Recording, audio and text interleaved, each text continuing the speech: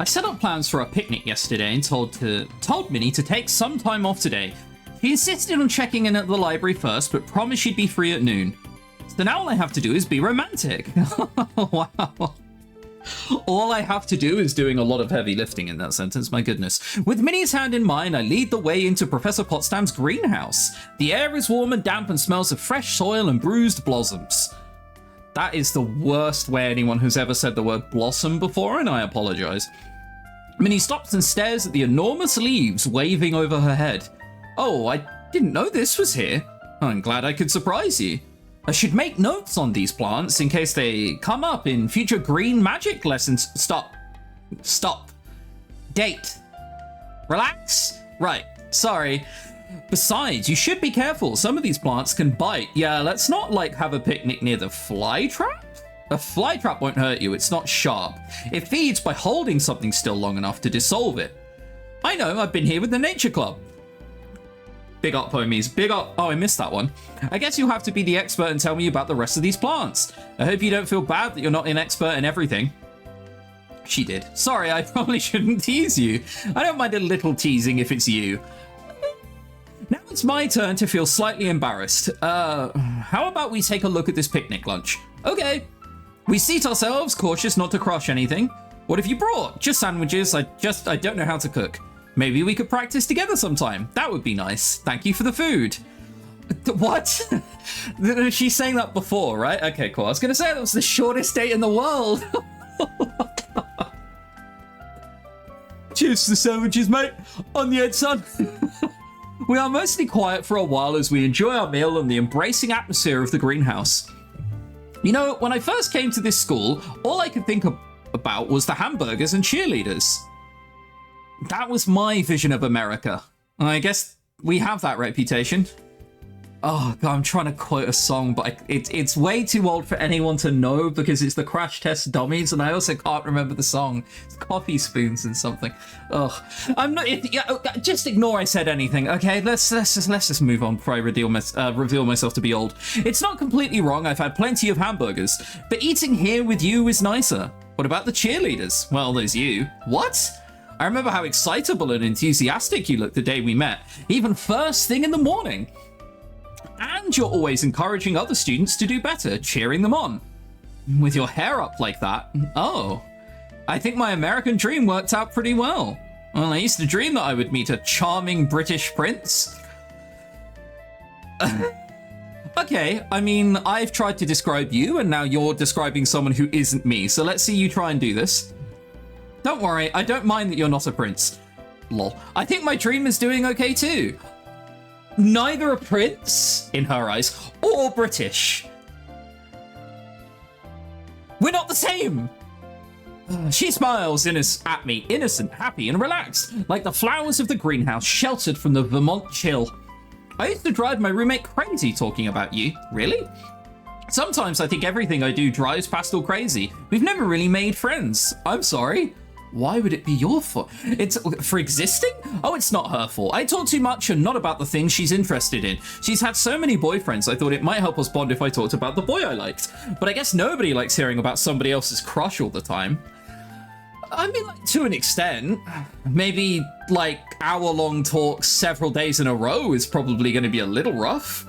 At least that's what Jacob said. Did you tell everyone you liked me? Not everyone? I'm starting to wonder how I missed it. I didn't. And despite that, you still tried to tell me that you couldn't date me? I was afraid I'd do everything wrong and let you down, and don't worry about it. Okay. No, it's not that easy. What I was about to say is it's not that easy. Pay attention, she's lying to you again. You know, I've never had a girlfriend before. What else should I do to fulfill your dreams? Well, we could hug, go on a date, hold hands, some kind of extra degeneracy, kiss, please. Oh my God, they said it couldn't happen. I lean forward. Get CG'd, by the way. Get CG'd. You can still hear the background music as the guitar slowly plays. And she throws her arms around me. Neither of us know exactly what we're doing, but we put in our best efforts. Oh God, that was... Oh, that's brought back old memories. When you don't know what you're doing, so you just kind of, like... This is the least sexy thing I've ever said, so I apologize. But instead of kissing, it kind of feels like you're engorging someone else's mouth. Oh, finally! Well, I've been waiting a long time. At least now it seems like everything will work out. All right, well, I mean, you know what we have to do. You know what we have to do. It's this, I mean, come on. What are we gonna do? Like, not revel in the noise? Come on, come on. Of course I'm gonna quit. What kind of question is that? Oh. What a lovely sound. What a lovely sound. 47.1%. Oh, something I did notice. The most the most achievement of maxed out magic is blue. I kind of just assumed it would be red, but it's not. The most popular magics are blue, white, green, black, and red. Is that not crazy? I kind of assumed that red would be at the top. Maybe magical diary players don't just want to cast fireballs at things all the time. Alright, give me some reds. Oh, thank God. Okay, 25. Give me a lesson, Grabiner. Come on, we can do this. Professor Grabiner stands in front of the class and he does not look pleased. Today's lesson is not a game. Any carelessness, any tittering, and I will see you in detention. Or else I will use you as the next target. Excuse me? There might not be enough left of you to bother with detention, then. Harsh? Charming, but no one dares to laugh. Very well, then let's proceed. The blast spell is exactly that, a small focused explosion intended to deal damage to a single target. I say focused rather than contained, because it is not contained. Enough energy pushed through into a blast would destroy the entire area and the caster along with it. Even at the power levels you are capable of casting, there may be uncontrolled consequences. Observe. He places a bowl on the desk and waves his hand at it. The bowl explodes, sending a spray of shrapnel in all directions as students shriek. But then as shards strike an invisible wall and drop harmless to the floor. A Grabiner of all lads is not letting, like, 15 kids be injured as shrapnel digs into their eyes or whatever. My skills are not so limited as yours. Okay, I mean, rude, true, but like rude?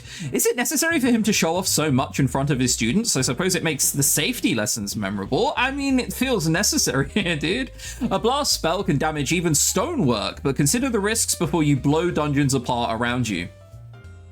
I don't have any problem with that, because I can already just like dig through stone. We're fine. We're laughing. After classes, as the students are called together in the gym, there's a table on the stage containing a row of brightly colored candles, of which only one at the end is lit. Today we are here to recognize outstanding Iris Academy seniors with induction into the Magical Honor Society. You are the best and brightest of our young people. You stand as shining examples to all who follow in your footsteps. But what you should be most proud of is not the honor you receive today, but the choices you have made to reach this point. The skills and integrity you have developed will guide you forward into a bright future.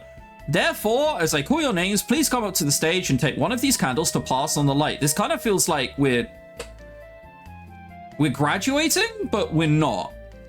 She reads out a number of names. Each senior walks up to take the candle that was most recently lit and touch it to the next candle in line, passing the flame. William is called to join the group on stage. Damien is not. Huge shocker. There is one more student who deserves special recognition for her hard work and creative thinking. Is it Pastel? Is it Virginia? Ellen, maybe. In honor of her essay, oh, never mind, get screwed. In honor of her essay, a new theory regarding the Icarus effect, Angela Kirsch, the Icarus effect. What the? Well known among wizards that flying too high above the ground is dangerous. The principle is immortalized in the myth of Icarus. Those who try and reach the heavens will end up broken heaps on the ground. Okay, I mean, were you studying mythology? I mean, you know, grats, you know, I guess. Angela takes the last position on stage, visibly pleased with herself. Now, all of you who are gathered, each one of you has a calling in your life. Your goals and your challenges are unique. What is easy or difficult for you may not be for others. Whatever you do, never crush someone else's dream, for then you can be sure you are not working towards your own. Yeah. kinda. Like, mostly I agree. After that speech, we are dismissed with the candles still burning. We weren't even called up. Is there a world where we can be called up? Probably, right? Probably? Oh my goodness. When we arrive at the classroom, the only sign of Professor Grabiner is 2 words written on a blackboard in large white letters. Free period? What the hell? But I want to learn red magic. We wait quietly at our desks for a while. It would not be unbelievable for him to lie in wait to see how we behaved and punish anyone caught out of line. However, after a while, it becomes apparent that he will not be attending. This class is cancelled for today. No! I might be a specky nerd, but I wanted to learn red magic. What should I do now? I mean, study. May as well do something. Any extra amount of MP we can get is valid, right? I'm already prepared for classwork. I may as well use this time productively. Studying. 1 whole smart. Okay, cool. Another weekend and we'll be at 40 smart, which could matter. There's only one dungeon where I feel like we've been short on MP. Really? Last one felt pretty chill. It is the second meeting of the Popular Literature Discussion Club. Minnie's going to be here now, right? Minnie, who managed to show up this time, says that we ought to have a formal name, but I'm not sure that the PLDC is the one that will stick. A formal name for the book reading club. We could call ourselves the Booker Teas. Just saying.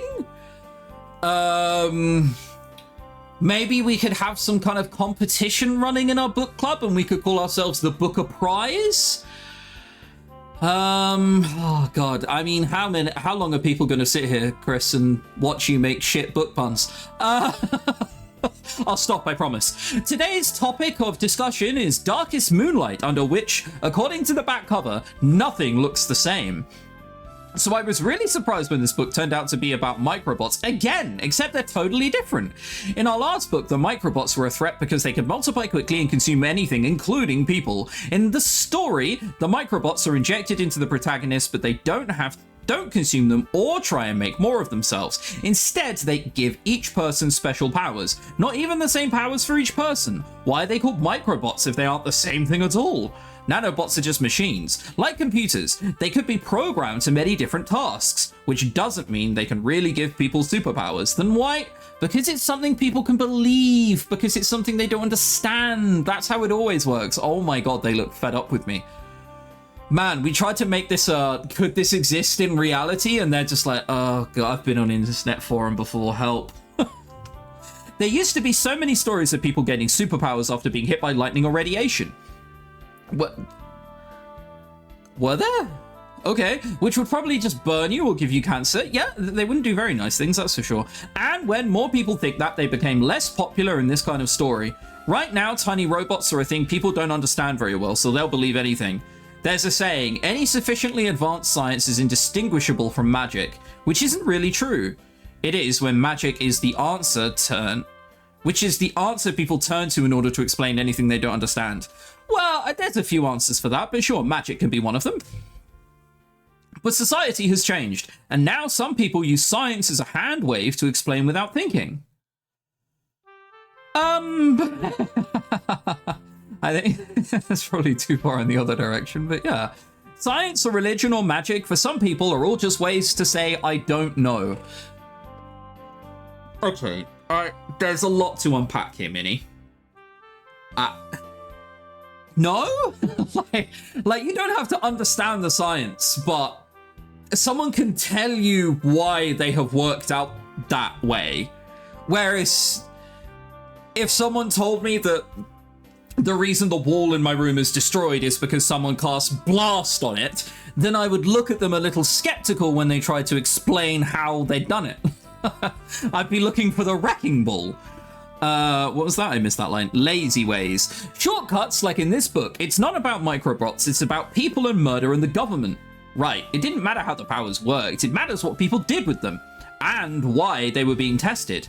So we talked before about these books representing common fears among ordinary people. Is being kidnapped and experimented on by the government something that happens, or just a scary thought?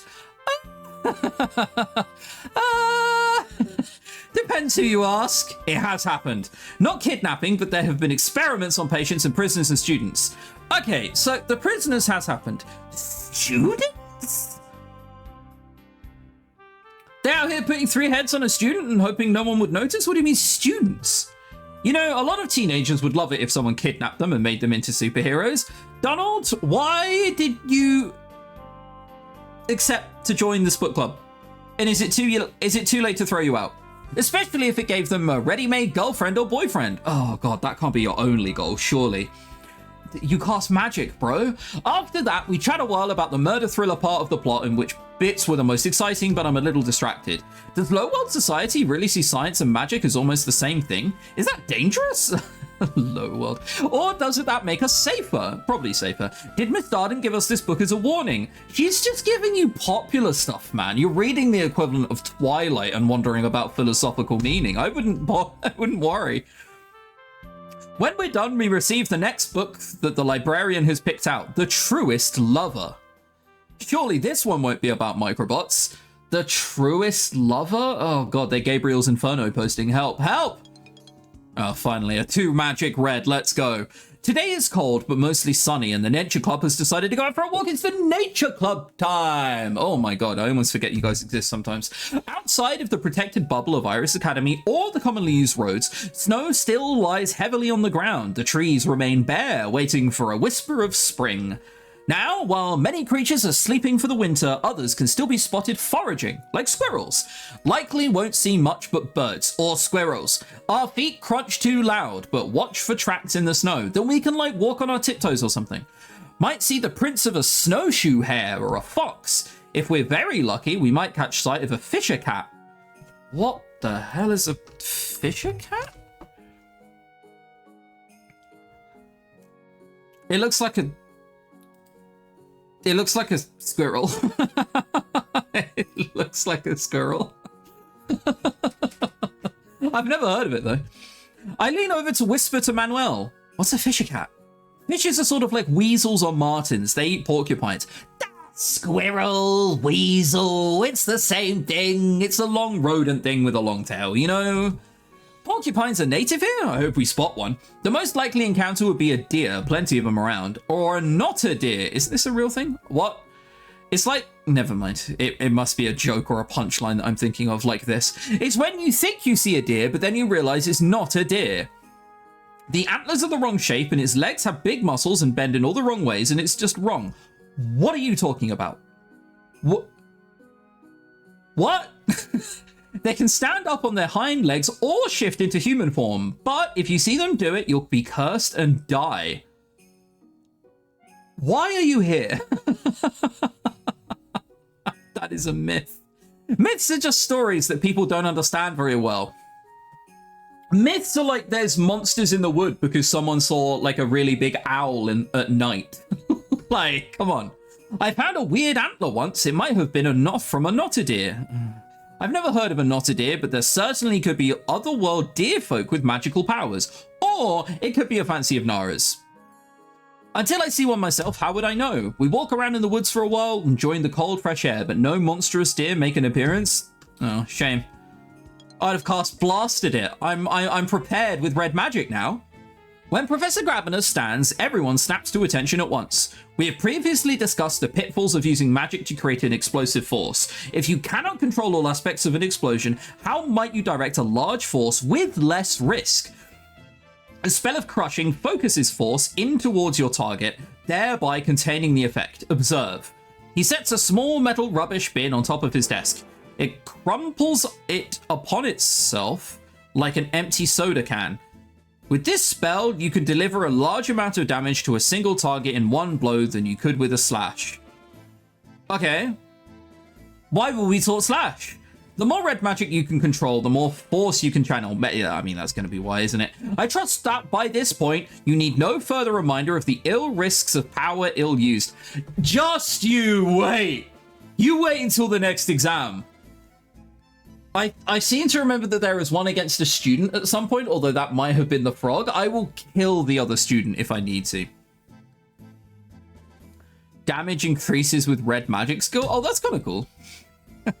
casting crush on like another school like student seems really harsh. This afternoon, the student council has a meeting. Hello, my white-tailed deer. How fitting. I hope the season of romance is treating you well so far. It is. While Valentine's Day is a highlight in modern American culture, we must acknowledge our older traditions. We will be holding a pancake supper for the maple ceremony next Tuesday. Maple okay, now that's made up. What do you mean maple ceremony? Nope, real thing. Never mind. That it just sounds like Shrove Tuesday, but like more grandiose. Nope, real thing though. Real American thing. Do Americans even know what Shrove Tuesday is? It's basically just Pancake Day, but I don't know if it translates that well. The sweetness of maple syrup brings blessings in love and enterprise. With its gift, we flow into the future. Flow? Yeah, you know, like saunter on? I don't know what that was. I was a snake for a second there. And while Valentine's represented our individual desires and wishes, the maple ceremony is a social gathering. Participation is mandatory. Oh, good. Every boy must feed a girl, every girl must feed a boy, we all smile, we all share, we all eat together. That sounds horrendous. It sounds like the kind of thing in high school and college that you regret the very existence of. Of course, this is a mixer, not a contract. It's a friendly gesture, not an offer or an obligation. For that reason, I would prefer it if the student council members did not give plates to their sweethearts. I mean, like, who do you want me to... Can I just pick someone random? Can I just, like, roll a dice when looking at a group of women and then just choose one of them? Reassure your classmates that they don't need to be nervous or worry about getting the right plate. It's only pancakes. To encourage people... That's the correct option. Good job, Dave Lunison. That is the correct response. To encourage people to mix with their classmates, the students will be split into two groups. The juniors and seniors will be meeting in the cafeteria and the freshmen and sophomores will be in the gym. Please arrive early to help set up the tables and provide instructions for your fellow students. As the meetings break up, I pause to speak with my fellow freshman officers. I don't understand. Is giving someone pancakes supposed to be romantic or not? In literally no way, shape, or form. No one... The only person who's ever given me a pancake is my mum. If that's romantic, then I have some questions to ask and I need a therapist. Like, yes and no, that's the idea. It's supposed to be ambiguous, so it's less stressful than asking someone to dance would be. You just had Halloween, where it's encouraged that you buy things signed in your name for the person that you fancy, and you're doing this one afterwards? It feels too little too late. What are you guys doing? It's nice to give people food to people you like, but sharing food is also something friends and family would do. It's not sharing food, it's passing a plate. That's something servants would do. It does make me wonder about the origins of this tradition. Sometimes you're best off not knowing, and it's about the friends you make along the way in the journey there. There's a note from Grabiner inviting me to tea tomorrow. He hasn't done that in a while. Hasn't done that since we popped off, right? Oh, right, we still have 39 smarts. Yeah, we don't need to do some bad stuff. That'll do. Just take the 2 stress. We don't need to learn like one more point in blue, green, or white that we're not going to use. Today's tea is a simple affair. The beverage itself, a few little biscuits, and miniature sandwiches. If I'd known, I might have eaten more lunch. You can eat something afterwards. It's okay, as long as it's enough for now. The man himself appears subdued. Are you well, sir? I noticed you missed the class this week. My health is not your concern. I try to be friendly. No, your observation was correct. A minor ailment, nothing more. Had my arm chopped off, you know what it's like. Gotta sew it back on with magic. It is better for us to allow ourselves time to rest rather than press ahead recklessly. Wise, to be fair. I'm not sure why he's speaking of himself in the plural. Because he's speaking as a generalized concept. You have survived the worst of winter, and spring is now just over the horizon, which brings with it the execrable American tradition known as spring break. I know what that one is. For freshmen such as yourself, it means an inconvenient week on holiday when you should be planning your final studies. Your parents will not be visiting, nor will they be arranging passage for you. So what am I meant to do for the week? You have been left to my discretion. I mean, he's told you to study. I'm authorized to accompany you to a vacation destination if that is our mutual agreement.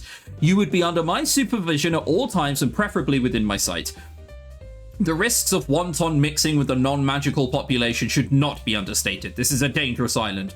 Alternately, you can remain here throughout the term break as you did for American Thanksgiving. Going on holiday with Grabner, it would mean I get to see more of America, but with him watching my every move, could I enjoy any of it? I wouldn't be able to tell anyone about what happened afterwards, since I couldn't explain why I was on vacation with a teacher. Yeah, that's a bit weird. I mean, you could just not say that, but just say the experiences that came along with it. On the other hand, do I really want to spend another break here at the school with almost everyone gone? Minnie's not going to be staying. So, like, I think we just...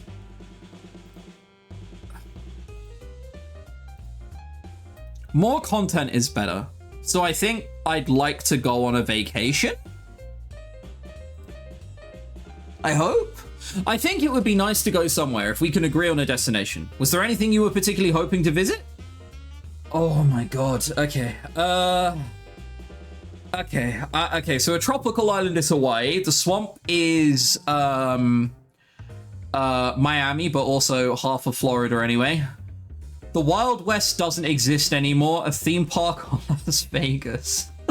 Las Vegas. I mean, like, none of the above? Can I just go to Minnesota and be cold? Like,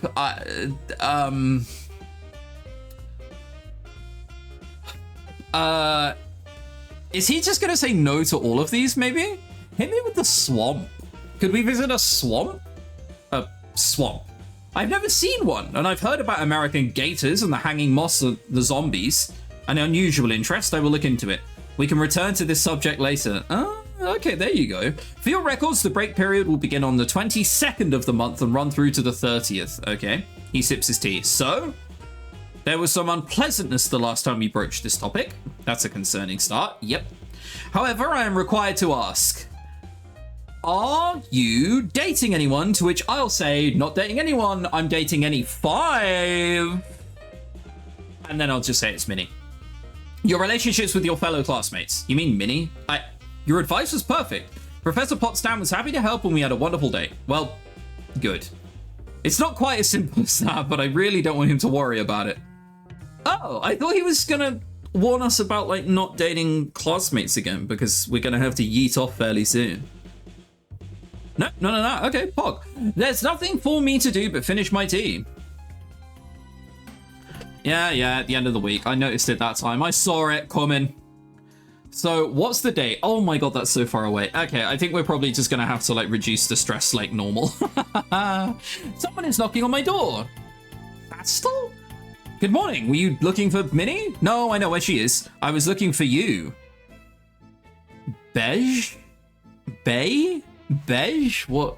Hang on. Is that a magical word or is that a real word? We can find out. We can easily find out. We can't click on it, right? It's not. No, okay. All right, fine. In that case, Google detects the language. BEJ. Do.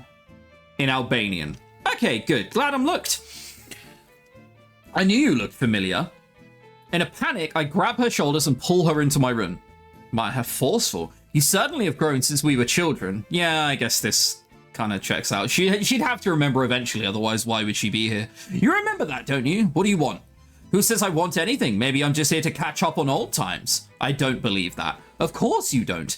You don't want anyone to know who you are, right? Not even Minnie? If you're here to blackmail me, get to the point. Fine. You want me to keep your secret? I want you to make me feel special.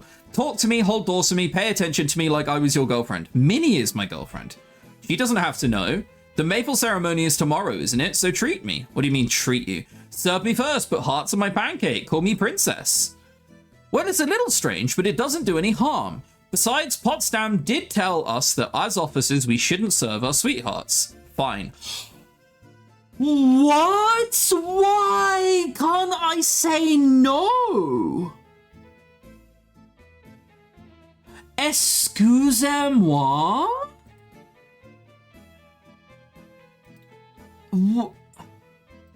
Why? I'm losing my mind. I can't believe you just said yes to that. Oh, good. She blows a kiss at me. See you later. With a skip in her step, she leaves my room. That was odd, but what should I do for classes this week? Okay, well, I'm so excited for this to, like, boil up to some kind of hilarious misunderstanding where, like, I have done something wrong and have to... Oh, dear. Well, you know, shame. Lads on tour. How much can this happen to one man? I'm just out here trying to study red magic. All right, well, at least we got one success. Oh. Time to mourn that eventually this will almost certainly come to a head and Minnie will be disappointed in us, walk out, and then it will all be a misunderstanding, except it won't be a misunderstanding. We're doing the things like calling her princess.